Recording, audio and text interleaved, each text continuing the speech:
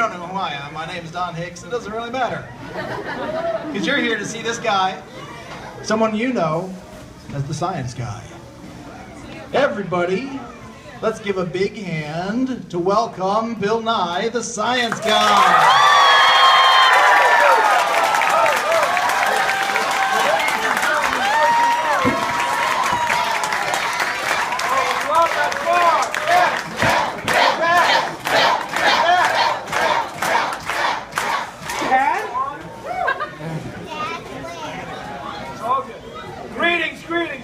Boys and girls, kids of all ages, it's so good to see you. Welcome. How many people love science? Let me ask you a fundamental question, because Isaac Newton himself was just here. Love what he did with his hair. Loved it. So do you know there's a unit of force called a pound? Everybody? Can you think of something that weighs a pound? Striped shirt guy, what weighs a pound?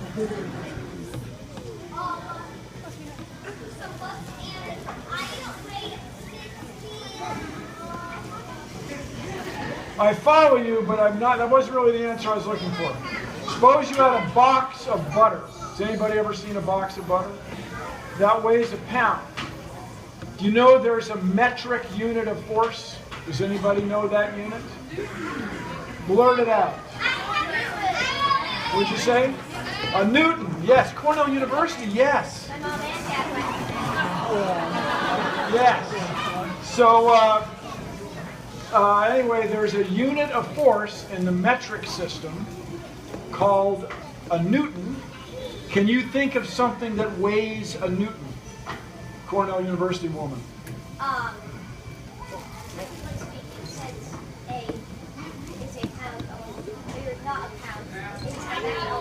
A force. It would be like something pulling force, so you could. Well, this weighs a Newton. What happens if I stop exerting a force to hold this up? It will generally fall. It will fall. So, unless you're in outer space, well, then it's falling in a different way. So here was Isaac Newton's insight, you guys. Here's the hang on, I'll take it from here. Appreciate it. Here's Isaac Newton's insight, which is quite remarkable. We all take it for granted now. We all land on Mars. It's no big deal. But every particle of the apple is being drawn to every particle of the Earth. So not only is the apple being pulled down by the Earth is ever so slightly being pulled up by the apple. And this insight is why Isaac Newton remains such a big deal to this day, why we celebrate his life and his tremendous insight, because that changed the world. And it turned out, as you guys heard briefly, that Albert Einstein showed that even light is attracted by gravity. So ever so slight, light is being bent by the gravity of this apple.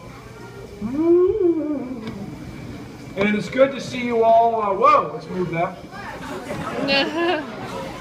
Somebody has, left it on. There we go. That's all right. This is theater fog, and I breathe this stuff all the time. And you can see I'm fine. It's good to see the people in the back look slightly younger to me than the people in the front because of the speed of light. So it's a remarkable thing. Now, I'd like to start out, everything's off to the side, but we will figure that out. Let's not worry. This is historic. What I would like to do, we'll save this. We'll save this. It'll be spontaneous and brilliant. Whenever I get ready to do demonstrations or experiments, if possible, I like to put on a lab coat. Yes. Yes. So many people ask me about white lab coats. To me, this lab coat's not white. It just shows you how bad eyewitness accounts are. No, I'm really serious. People watch the show and think the lab coat's white, but does this look white? I mean, if you don't use laundry detergent, maybe it comes out about like this. So we will start with a time-honored, one of my favorites. And for those of you who've never done this, I strongly encourage you to do it. Get a tank, or what's called a dewar, which is named after a British guy, of liquid nitrogen. So most of what is between you and me right now? Air. What is air made of? Oxygen. It's a good thing. Anybody? Water vapor? Yes. Yes. Blurt it out. Atoms. What sort of atoms? Nitrogen. Most of them are nitrogen. Cornell, yes. Most of them are nitrogen. Most of what's between you and me is nitrogen. If you may have noticed that water can be a solid, it's ice. Water can be a liquid. You probably consume some yourself, even today. Water can also be a vapor. We forget that water turns to a vapor. It's a gas. Well, nitrogen that you and I deal with most of the time is a gas. But if you get it cold enough in a special super refrigerator, it turns to liquid. And so what we have in this thermos bottle, which by long tradition is called a dewar, is liquid nitrogen. Now I haven't used this, but I'm going to try opening this valve. Oh yeah, we're in good shape. So what happens, it's so cold, how cold is it, that when it hits the air, it turns the water vapor, the little bit of vapor that is in the air, it turns it to a liquid, tiny droplets of water, just exactly like a cloud. So we're making a small cloud here on the stage for a few moments. And now I don't know if you can see, but the liquid nitrogen is pouring out. It's a clear liquid, just like clear water. And if you go in the liquid nitrogen business, your source of material that you're going to sell is free. It's air. And so, as we like to say, liquid nitrogen is cheaper than gasoline. So you guys back up a little bit, because I've never had a problem, but the only thing that I think that can go wrong with liquid nitrogen is if you get it in your eyes. That'd probably be bad. Yeah. But it's never been an issue. I've never had any trouble. And I tell people people want to wear gloves when they handle liquid nitrogen. I don't like to do that, because if you get it in the glove, you can't get it out of it. If you move fast, you can handle it. If you just move quickly, you can. I'm going to put a little more in. Oh, isn't this great looking? The frost. Yes. Yes. With this, I could, dare I say it, freeze the world. Don, have you watered the brains today? Yes, Master. Yes, right on. Right on. So those of you unfamiliar with this stuff, these are, I don't know, I'm gonna put some alcohol on my hands to take the germs off. I shake hands with all you grubby kids all day. Kill some, not really take them off so much as kill them, disable them. But these are marshmallows. I don't know if you've ever seen these. So each little stream, you guys, each stream that you see, looks like fireworks, are droplets of liquid nitrogen that leave a trail of water vapor droplets. And then the liquid nitrogen evaporates, goes back into the air, and the water, the liquid water becomes water vapor again back into the air. But the spectacular thing about this stuff, it is in ancient Fahrenheit units. It's 320 degrees below zero Fahrenheit, which is minus 196 Celsius. I hope you all live through the time when we stop talking about miles and Fahrenheit. No, you guys, if you've ever seen, now look, I'll tell you, when you take physics, the English system is so clumsy, it's such a pain in the neck. By the way, I don't want to shock you, and I know there's probably some very conservative people here who don't want to make this change. Let me warn you, volts and amps that we get electricity and watts, those are metric units. They've always been metric units. Sorry. All right, so you recognize a standard issue rose, a beautiful rose. Fabulous, soft petals, happy, maybe you know Zuzu and her petals, happy and soft. Rose in liquid nitrogen for a few moments. Shatters like glass. Then, yeah, it's cold. It's minus 196 Celsius. Then, we'll also roast some graham crackers. So, in the tank, in this styrofoam now, is not only liquid nitrogen, it will have been evaporating in the tank, so the whole thing is nitrogen. The whole thing is nitrogen. When I pull it out, it's all cold. It makes this beautiful water droplets. Anyway, marshmallows, you may remember, as being soft and mushy and happy. But after you have roasted them in liquid nitrogen, they change a little bit.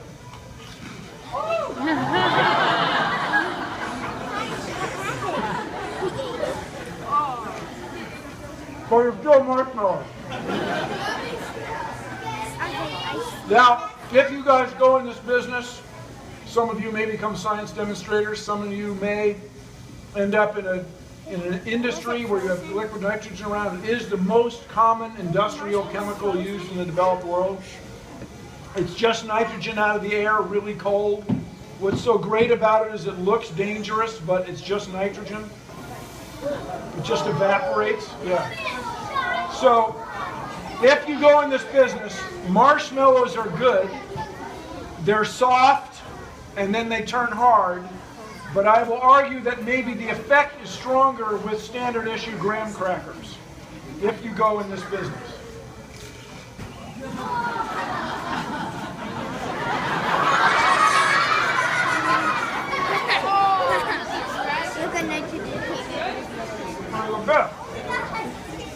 Now, this was 1898. Let's go back in time to 1820. Well, let's go back to 1831. 1831. A good draftsman never letters without guidelines. I'm working with the people. I'm working with it. 1831, a personal hero of mine, Michael Faraday. Michael Faraday was a very popular scientist in Britain, and he would participate every year in something not dissimilar to what we're doing, not too much different from what we're doing today, called the Christmas lectures, which happened every Easter. No, wait, it was Yom Kippur. It was Isaac Newton's birthday, Christmas. And so 1831, he would do a demonstration like this. And when I was first learning about this, my older brother, here let me move that, my older brother told me it was the Queen of England, but apparently it wasn't the Queen of England, it was just somebody. Do we have a compass? It's here. Aha, voila. All right. So can everybody see this? Yeah. I know you're in the back of the room. You got to take my word for it. Okay. It's a compass, and it works with the magnetic field of the Earth. If you go to Mars and you take a compass with you, it's not going to do much. Not going to help you.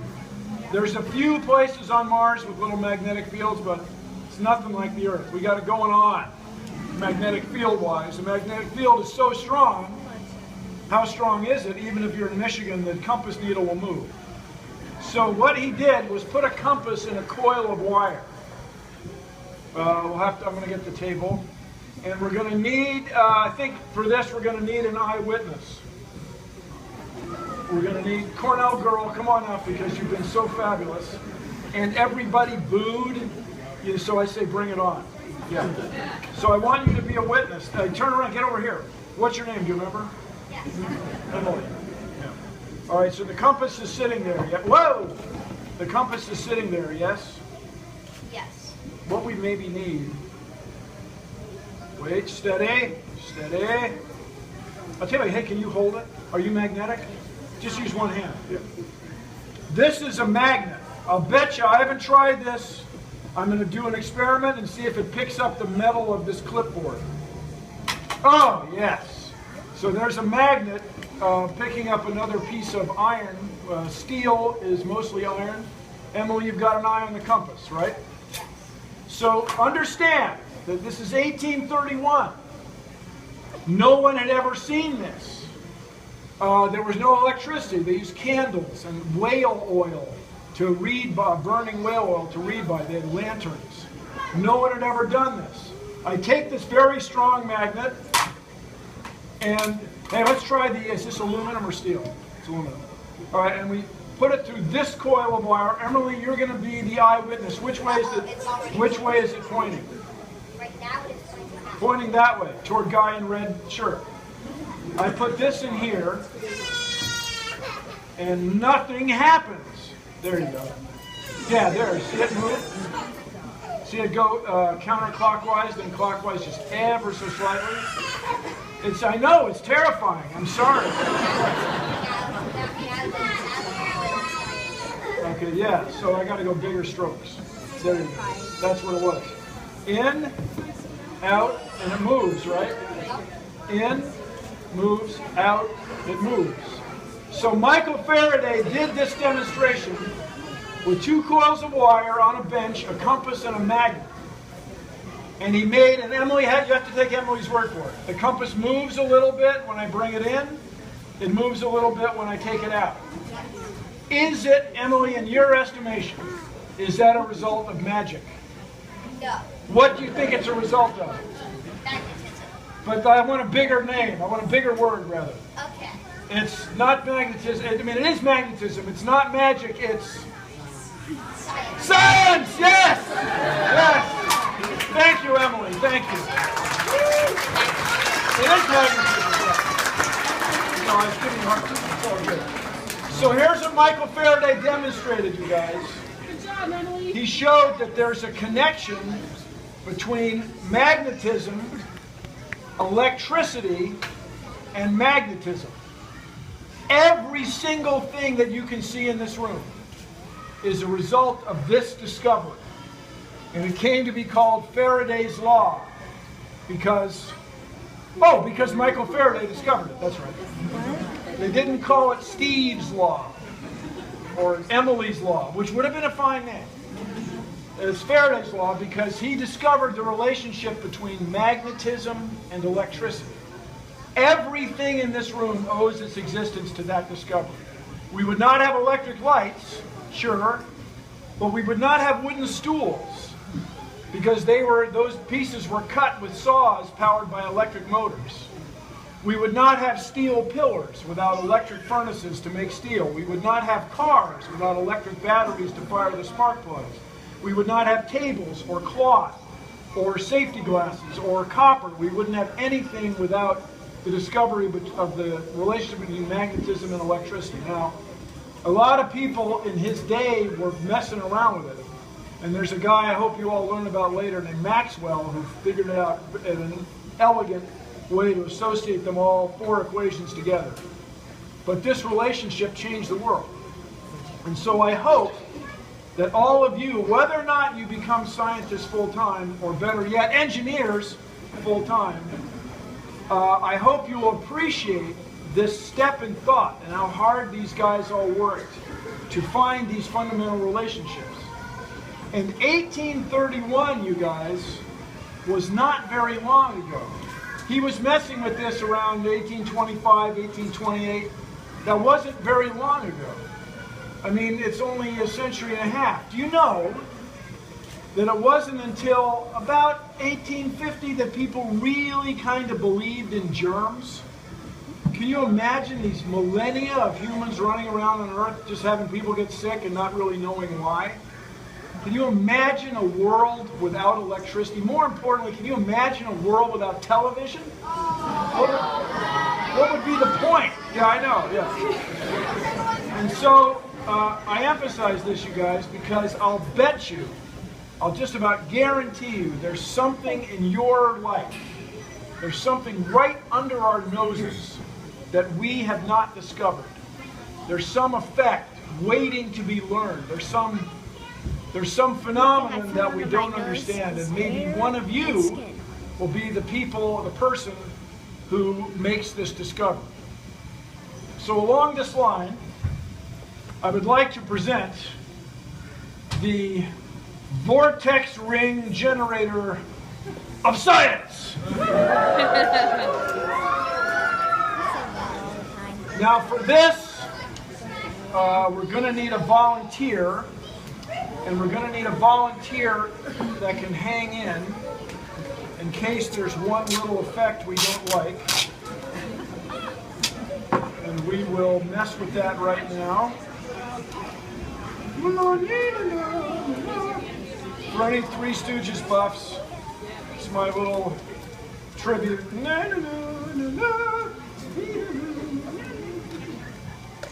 All right, steady, steady. Girl in pink who's exploding. Yes, come on up. What's your name, girl in pink? Lexi? Lexi, can you hold this? Do you recognize it? What is it? Yes! A candle. Now, Lexi, as you may know, that's a very dangerous object. Right? If you wanted, you could take this candle, which I'm going to light. I hope we'll have enough matches here. Yeah, there you go. Tilt it. Yeah. Nose down. Yes. Brilliant. So, if you would get it upright so it doesn't go too crazy, if you would. If you want it, you could take this candle to, let's say, these curtains, and you could set the curtains on fire, right? And then that would get that wooden table, maybe this piece of wood would catch on fire, and then maybe the insulation on the wiring would burn, and then pretty soon the whole building would be on fire because those wooden doors would start, and then like the whole city block would be on fire, and then like all of Michigan would be on this like huge fire, and you started. If you ever ride a bicycle? When you're riding a bicycle, do you ever just take the front wheel, just like steer into a brick wall? All right, so don't set the curtains on fire. So get down here, Lexi, kind of as far as you can go for dramatic effect. Turn this way facing the audience. That's called the audience. Can you guys see well enough, sort of? Yeah, okay. So Lexi, what I'm going to do, using this precision trash can of science, and this precision clear plastic shower curtain of science, I will compress the air inside, and a puff of air will, as we say in mathematics, translate or go from here to you. Are you ready? 3, 2, 1. Yes, your hair moved. Stay right there. 3, 2, 1. Oh. Hold it just a little lower, strangely enough. 3, 2, 1. Whoa. Brilliant. Lexi, that was genius. How did you do that? So now, the puff of air goes across the stage so fast. How fast is it? It's fast enough to cause the candle to cool off enough that it goes out. Hold it upright, otherwise you're going to get wax on your hand unless you dig that. Just pure. So now, do you recognize this? Balloon, yes.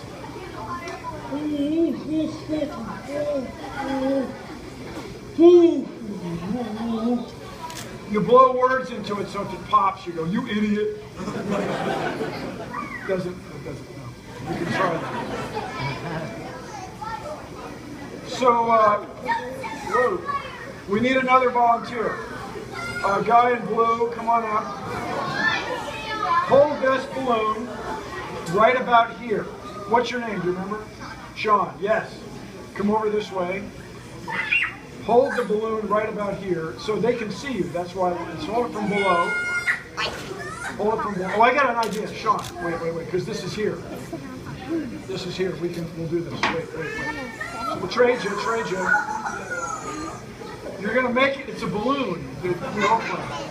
Hold that blocking Lexi's candle. I hope this part doesn't surprise you. 3, 2, 1. It'll hit your blonde hair back there, woman in pink. Watch. 3, 2, 1. It hit Lexi's here. 3, 2, 1. No, don't do it.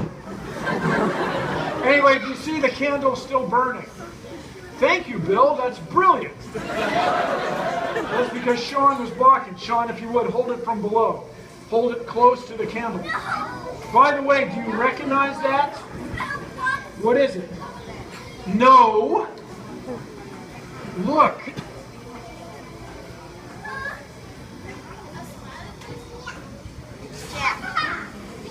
No. It's a fish.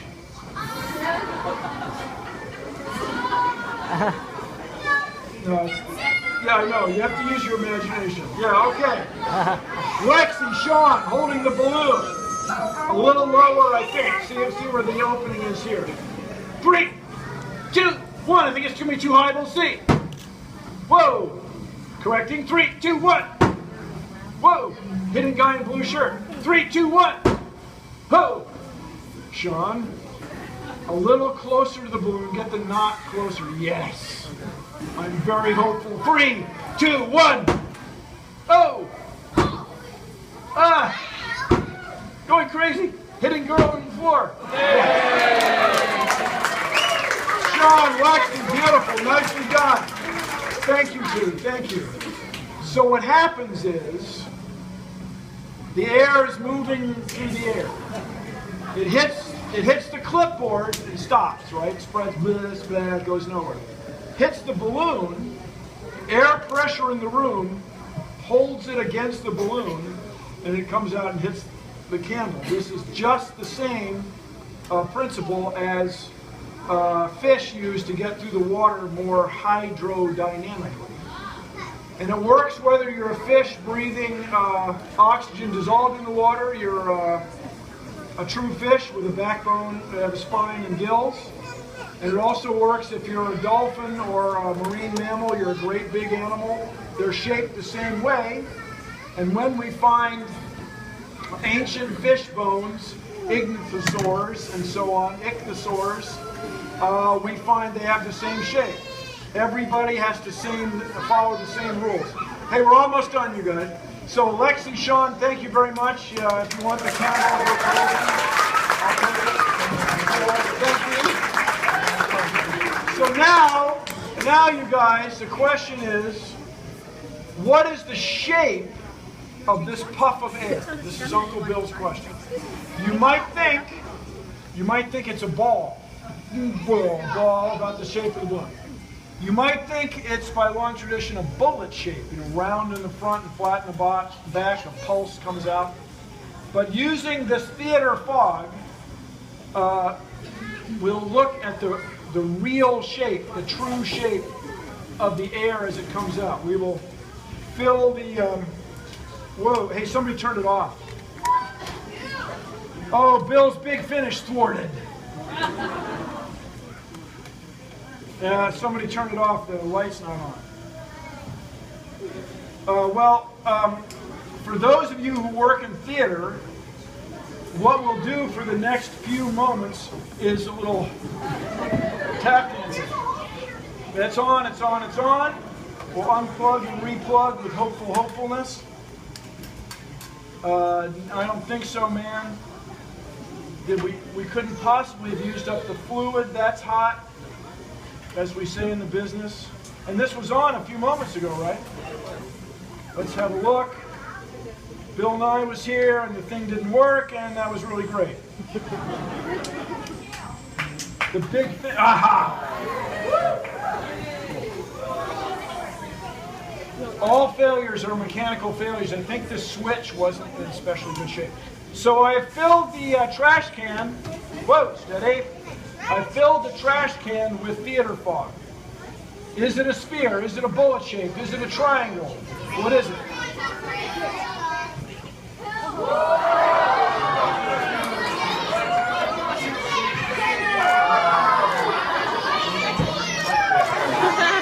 So how many people,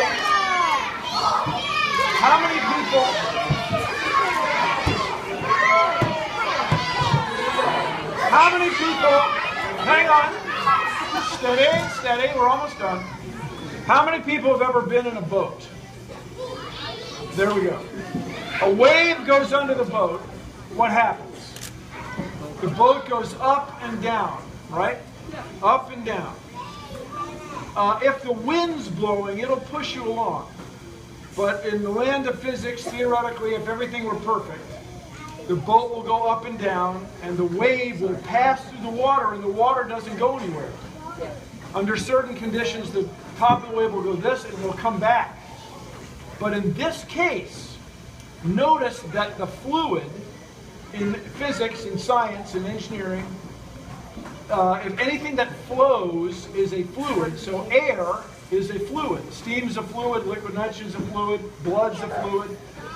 So this fluid is making a ring that passes through the fluid. The air is passing through the air and holding its shape. It's really a surprising result, and it's very important to us in when airplane design and plumbing design, and what makes your blood flow through your veins and arteries so smoothly. So what I'm going to try to do is get two at once, which is really cool. We can that was a good one. We can introduce what's called a crow instability. Big fun. So you guys, thank you all for hanging in. I know that some of the younger people have had enough. It's great to see you all. It's great to be in Ann Arbor. And I rest assured that any science we discover in Ann Arbor applies everywhere in the world. And we hope, as we learn more about science, it will apply everywhere in the universe. So I hope that some of you will use the process of science to discover new laws, new physical realities, and to, dare I say it, change the world!